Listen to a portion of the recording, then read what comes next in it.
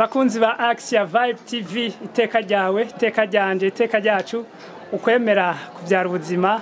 Turahejeje gukurikirana ibirori bisozera indwi hariwe umunyeshure katolika muri za kaminuza. Twaba turi kumwe n'abanyeshure bagira abadusabikanirize ibyo basigaranye, twidondore hamu dusabikanirize. Amazina yanje nitwa Bukeyeneza Angelique, abaniga ku ishuri ya Université Martin Luther King, gisata cy'ubutunzi mu banki ya Assurance. Mu nyigisho nakurikiranye muri iyo ndwi yahera, umunsi wa mbere baratwigishije ijambo ry'Imana ku byerekeye urukundo, ko dushobora kubana twitanaho tukababarana, umuntu wese akamenya urugingo rwa mugenzi we babaye ko nawe ashobora kugwitangira kugira ngo bagumane, amufashe babane mu rukundo.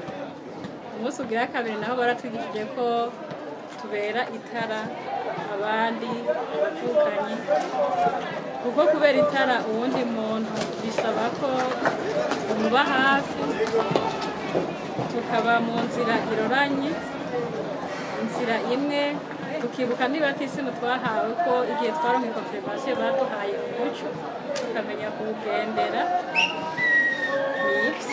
Tugire Kristo. Aganze Kristo. Angelique, turagushimiye.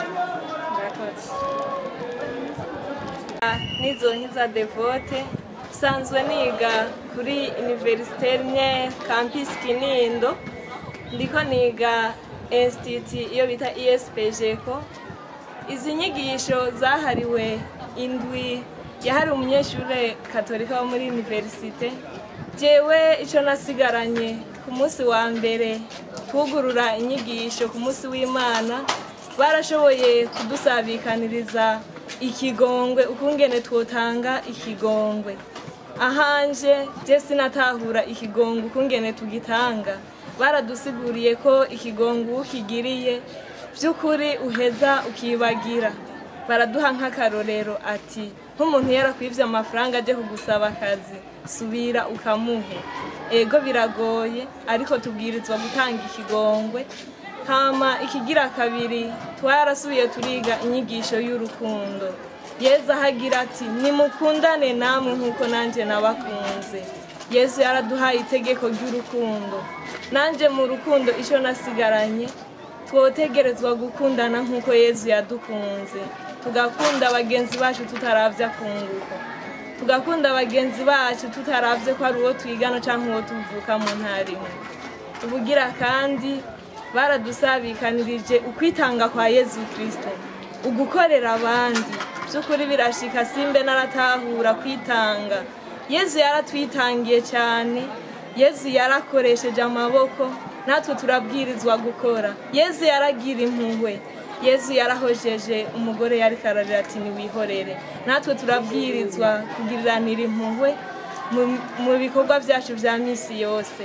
Ikindi nashoboye gusigarana, baratwigishije gusabikanya, kuko turi muri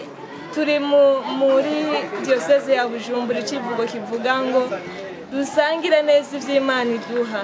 Rero aho barashoboye kutwigisha cyane nk'umunyeshure, warashoboye kugira ingabira no gutahura kuru yisabikanirize mugenzi wawe. Nuko tugire Kristo.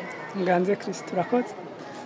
Twa Barnabe ahirondereye, abaniga muri kaminuza y'u Burundi mu kigo cyo kumutanga bac de biologie, nkaba kandi ndumusuku w'abakristo katolika muri kaminuza y'u Burundi ngahi Bujumbura.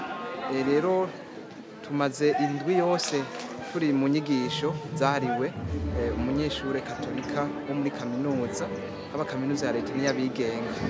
Kuva ku munsi wa mbere indwi yugururwa, twarose inyigisho itwigisha ikigongwe, kurekuranira mu ndwi hagati. Turaronka inyigisho itwereka urukundo, itegeko Yesu Kristo yaduhaye ko twokundana nk'uko nawe yadukunze.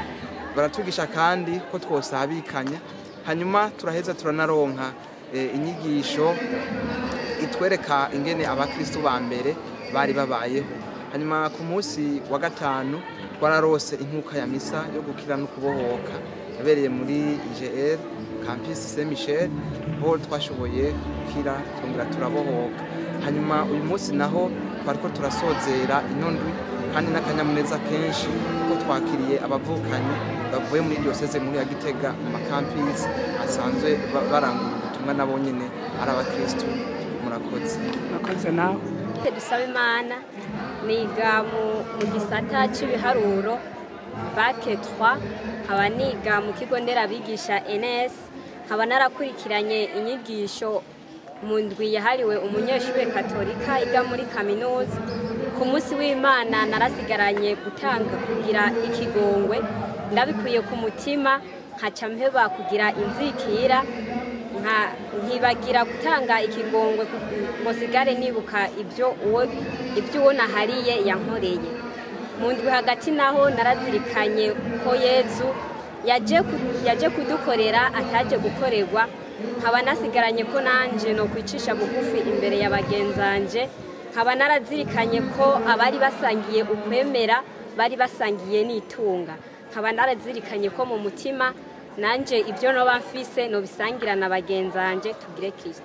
Naganze Kristo.